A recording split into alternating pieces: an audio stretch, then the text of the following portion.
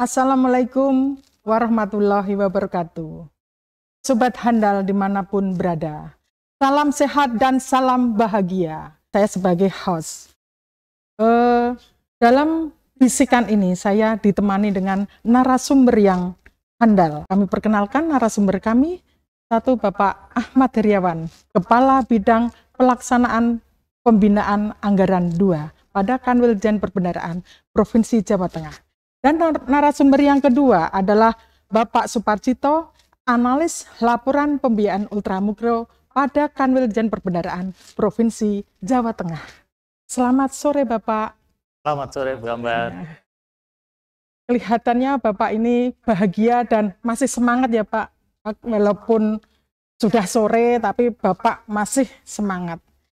Begini Bapak, saya mengucapkan terima kasih kepada Bapak semua telah hadir tepat waktu, dan di sini sahabat-sahabat handal yang ada di sana ingin mengetahui apa toh itu yang dimaksud dengan pembiayaan ultramikro. Jadi pembiayaan ultramikro itu program dana bergulir pemerintah yang menyediakan fasilitas pembiayaan bagi usaha mikro yang belum terakses oleh perbankan di situ. Lalu apakah ada kriteria atau karakteristik usaha ultramikro ya Bapak? Nah ini Bu Ambar, jadi ada itu syarat-syaratnya untuk memiliki usaha ultramikro. Nah, yang pertama ada PWP, kemudian ada juga produk. Kemudian yang kedua, usaha tadi yang ultramikro tadi, yang namanya mikro ya, cilik ya, itu artinya usaha tadi dijalankan oleh individu atau perorangan dan tenaga kerjanya jumlahnya biasanya di dalam rumah tangga. Kemudian yang ketiga, syaratnya adalah ada barang ya, dan juga tempat usahanya juga bisa berpindah-pindah ya. Artinya bisa berpindah-pindah tempat lain ya, pada saat tertentu musim hujan ada rumah, pada saat lain mungkin jualan di tempat yang strategis, berjalan dan sebagainya. Ya, jangan di jalan raya ya, legal ya. Tentunya ya tempat-tempat yang disediakan oleh. Dan juga ada juga usaha tadi sarannya adalah untuk penerapan administrasinya. Tadi tentunya keuangan pribadinya itu dan keuangan usahanya biasanya masih belum menerapkan administrasi yang contohnya duit usaha kalau duit pribadi itu dicampur.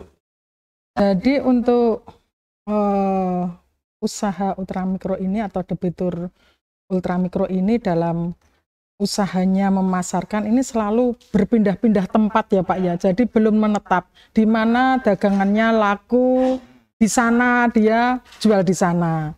Hari ini dia jual gorengan laku, besok jual gorengan tidak laku. Berganti jualan kerupuk, mungkin jualan cilok, karena usaha kecil ya modalnya kecil juga ya, jualannya tidak seperti di kafe-kafe Pak mungkin ya Pak ya. Kalau begitu syarat-syarat apa saja yang dapat untuk mengajukan pembiayaan ultramikro itu ya Pak ya? Syarat yang harus dipenuhi ya. Tadi ya, nah diantaranya syarat tersebut dan ini ya, Bapak sama Pak Cito ya. Syaratnya K, ya. Jadi menunjukkan bahwa calon debitur itu dia warga negara. Dan yang kedua, tidak menerima pembiayaan dari dalam aplikasinya pemerintah untuk sistem informasi kredit program, mana ada lolos validasi ini syarat-syarat tersebut. Jadi kalau punya NIK, warga negara Indonesia punya NIK, bisa untuk mengambil pembiayaan ultramikro. Jadi luas ya Pak ya, untuk itu luas.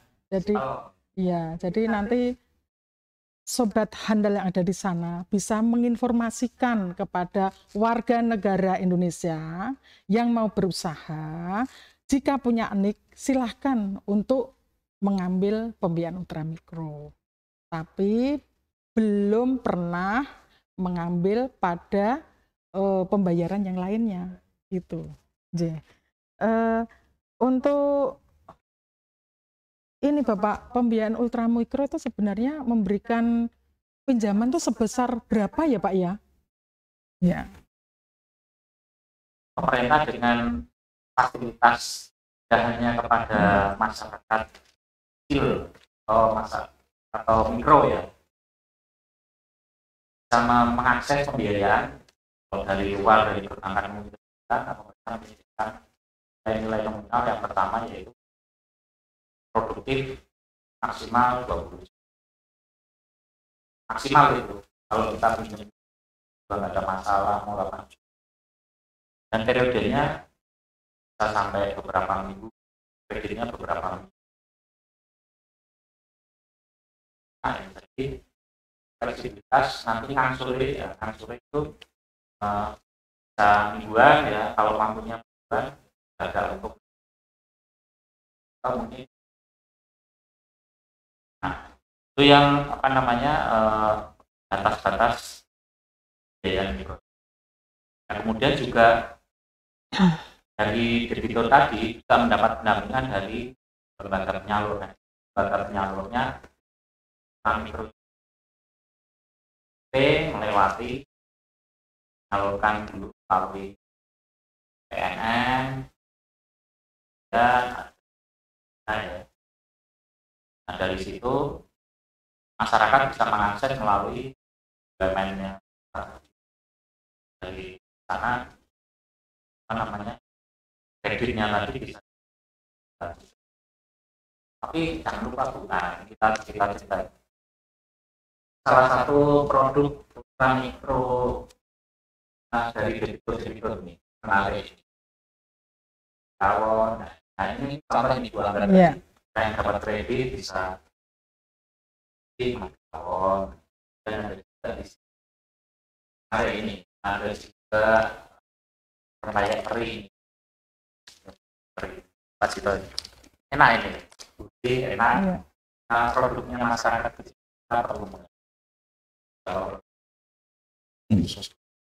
inilah hasil dari jerih payah dari kita mendapat pembiayaan bisa mencoba produk. Ya, terima kasih. Sobat handal yang berbahagia, kalau kita tidak kenal akan produk ultramikro, mungkin kita juga tidak sayang ya Pak ya, mungkin ya. Kalau kita saling menyayangi, setelah kita menikmati rasanya bagaimana, kemudian selanjutnya terserah Anda. Ini. Bapak nyun sewu, untuk mekanismenya ya Bapak ya, untuk mekanisme pengajuan pembiayaan UMI itu bagaimana aja Pak ya, untuk apa mekanisme penyalurannya? Mekanisme penyalurannya ada dua cara, yaitu yang pertama cara langsung ya. Mana cara langsung tadi langsung menyalurkan pembiayaan ke tidak melalui perantara. Nah kemudian contohnya ya melalui tadi yang saya sampaikan yang pertama NN ada pergantian itu ada. Tentunya debitur tadi, kalau debitur tadi mau memasukkan pengajuan pembiayaan ada syarat-syarat keuangannya, syarat-syarat kemampuan bayarnya, kemampuan membayar kembali, payment. Dan yang kedua ada cara tidak itu melalui lembaga perantara, dalam hal ini pemerintah ya, PIP menyalurkan pembiayaan melalui koperasi. Jadi dari PIP melalui koperasi atau kelompok-kelompok kecil tadi, mana anggota koperasi lagi bisa kolektif ya, secara kolektif menerima pembiayaan dari koperasi itu melalui perantara masyarakat ya. Mungkin penyalur UMI juga memenuhi kriteria ya Pak ya, mungkin sudah berpengalaman dalam pembiayaan UMI, sudah sehat dan berkinerja baik, dan terkoneksi dengan SIKP UMI. Gitu, ya. Terima kasih Bapak Ahmad Riawan yang telah menjelaskan secara detail mengenai pembiayaan ultramikro di sini. Semoga sahabat handal di sana lebih jelas, bisa bermanfaat dan untuk menambah wacana selanjutnya. Terima kasih. Kami lanjutkan dengan narasumber yang kedua. Selamat siang Bapak Suparjito. Selamat siang Bu Ambar. Iya. Nah, ini Bapak Suparjito ini, beliau itu tenang tapi menghanyutkan. Beliau seorang analis laporan pembiayaan ultramikro pada Kanwil Dijen Perbendaharaan Provinsi Jawa Tengah. Agar sahabat handal tahu perkembangan penyaluran pembiayaan ultramikro di Jawa Tengah itu sampai sejauh mana. Nah, kita tanyakan kepada Bapak Suparjito. Monggo Bapak, ya, sampai sejauh mana sebenarnya pembiayaan? Terima kasih Mbak Ambar. Mohon izin Pak Iwan untuk menyampaikan perkembangan penyaluran pembiayaan ultramikro di wilayah Jawa Tengah. Per data hari ini, September 2022, itu kita di Jawa Tengah ada 4 penyalur. Yang tadi sudah disinggung oleh Pak Iwan.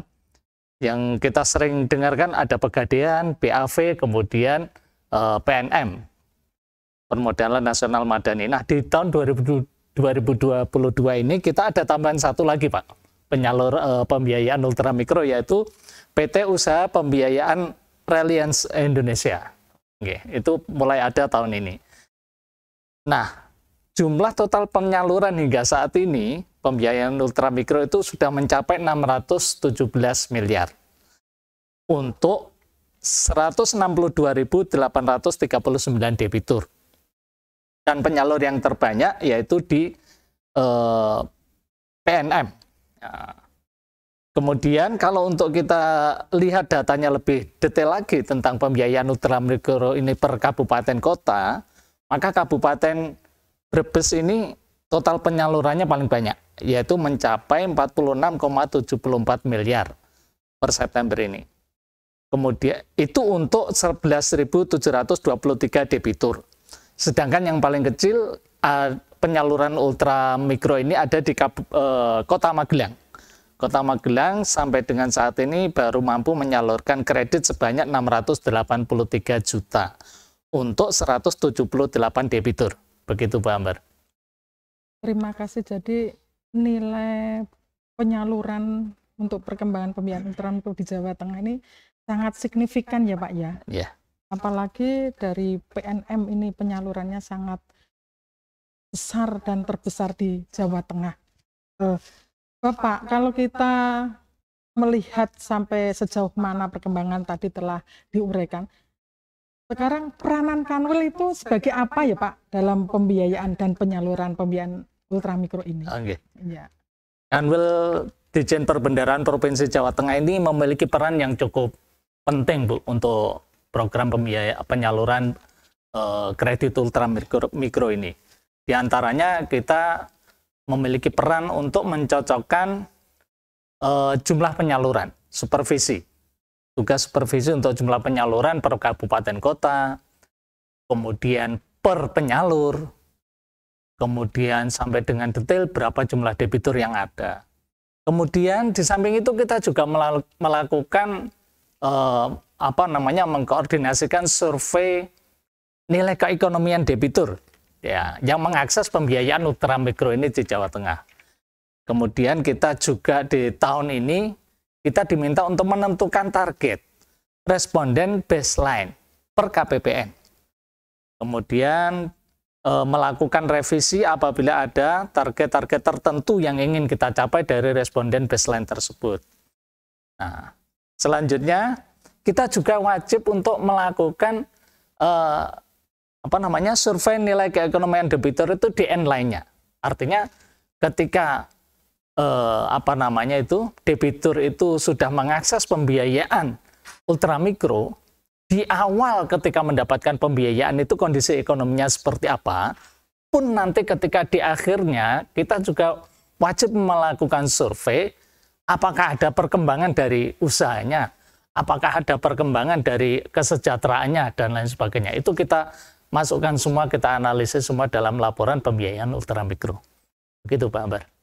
Sahabat andal yang berbahagia, jadi posisi Kanwil sebenarnya itu sangat krusial dalam pelaksanaan, penyaluran, pengelolaan, perkembangan dalam pembiayaan ultramikro. Nah, di sini kegiatan-kegiatan yang sangat krusial ini khususnya pada supervisi ya Pak Cito ya. Yeah. Nah, pada supervisi yang mengenai pemasaran, evaluasi dan sebagainya. Nah, ini sahabat andal, mungkin untuk supervisi ini Bapak Suparjito bisa menjelaskan sebenarnya supervisi itu bentuknya berupa apa saja sih Pak? Biar sobat andal ada di sana mengetahui supervisi tugas pokok daripada Kanwil Ditjen Perbendaraan dalam pengelolaan pembiayaan ultramikro. Baik, terima kasih Bu Ambar. Supervisi ini ada 4 poin penting yang dilakukan oleh Kanwil Ditjen Perbendaraan Provinsi Jawa Tengah. Bisa dalam bentuk pembinaan, bisa dalam bentuk pemantauan, bisa dalam bentuk koordinasi, dan juga bisa dalam bentuk evaluasi. Nah, yang pertama adalah kita melakukan pembinaan. Ini ada dalam bentuk bimbingan teknis kepada teman-teman DKPPN dalam rangka pelaksanaan kegiatan supervisi. Tapi untuk wilayah Jawa Tengah, alhamdulillah semua KPPN itu sudah mampu melaksanakan itu dengan baik. Kemudian bisa juga dalam bentuk pembinaan lainnya jika itu diperlukan. Misalnya dalam bentuk penghitungan yang besaran suku bunganya di wilayah, kan kadang penyalur itu berbeda-beda. Bagaimana kita menghitung rata-ratanya itu mungkin teman-teman masih belum bisa, nanti kita bisa berkoordinasi tentang hal itu. Kemudian yang kedua tentang pemantauan. Pemantauan ini bisa dalam bentuk pemantauan pelaksanaan pencocokan penyaluran, data penyaluran, kemudian pendampingan dalam pelaksanaan survei nilai keekonomian debitur, ataupun dalam bentuk pemantauan lainnya yang masih terkait. Kemudian yang ketiga itu kita koordinasi dengan pihak terkait yang mendukung pelaksanaan monitoring evaluasi ultramikro. Misalnya untuk tahun ini kita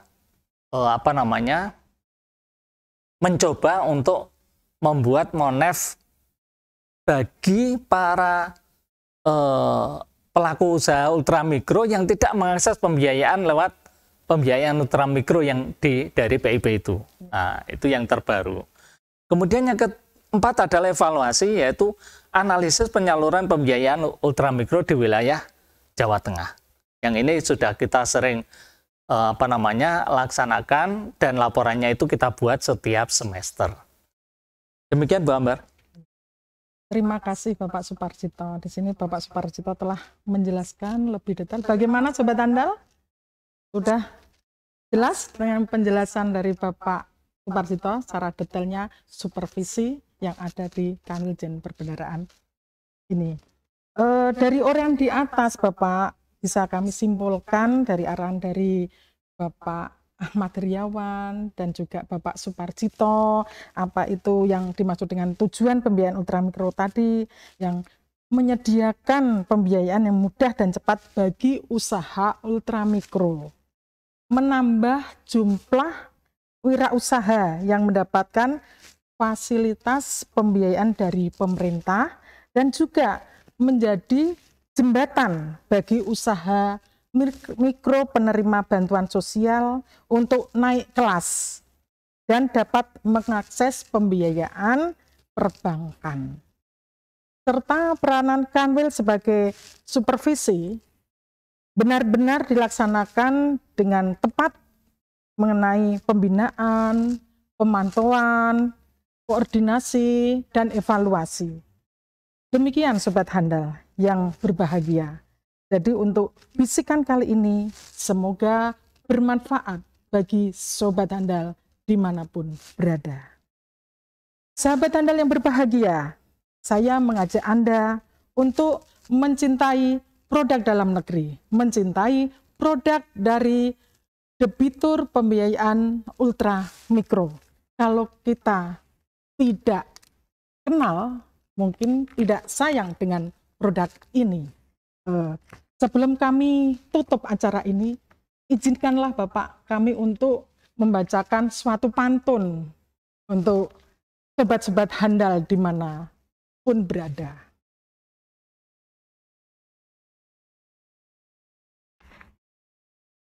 Naik sepeda motor ke arena sirkuit, berjalan kencang dan melaju. Umi bangkit, UMKM pun akan maju. Begitu Bapak. Terima kasih Bapak atas bisikan untuk hari ini dan semoga kita akan melaksanakan bisikan lagi di lain waktu. Wassalamualaikum warahmatullahi wabarakatuh. Waalaikumsalam warahmatullahi wabarakatuh. Terima kasih Bapak. Ya, terima kasih Bapak.